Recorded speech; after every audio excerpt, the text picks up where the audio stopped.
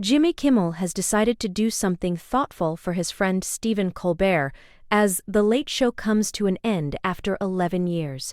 On May 21, the night of Colbert's final episode, Kimmel will not air a new episode of Jimmy Kimmel Live and will instead run a rerun, giving Colbert the full spotlight for his farewell. What makes this even more special is that Kimmel has done this before.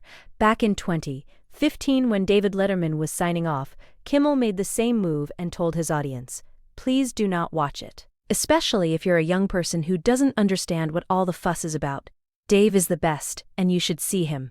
When CBS first announced the cancellation, Kimmel did not hold back. He jumped on Instagram stories and posted, "Love you, Stephen. F*** you and all your Sheldons, CBS."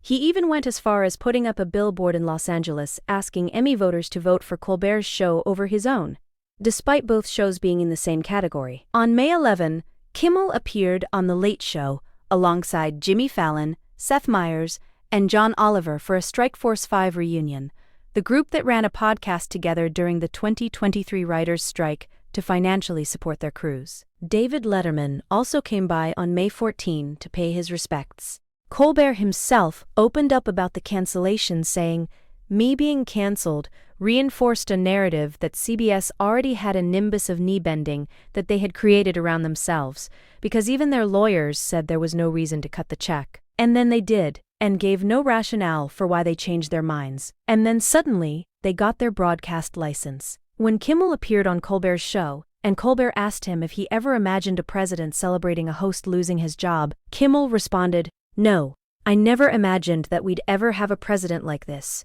And I hope we don't ever have another president like this again. I never even imagined there would ever be a situation in which the president of our country was celebrating hundreds of Americans losing their jobs. But somebody who took pleasure in that to me is the absolute opposite of what a leader of this country is supposed to be." End.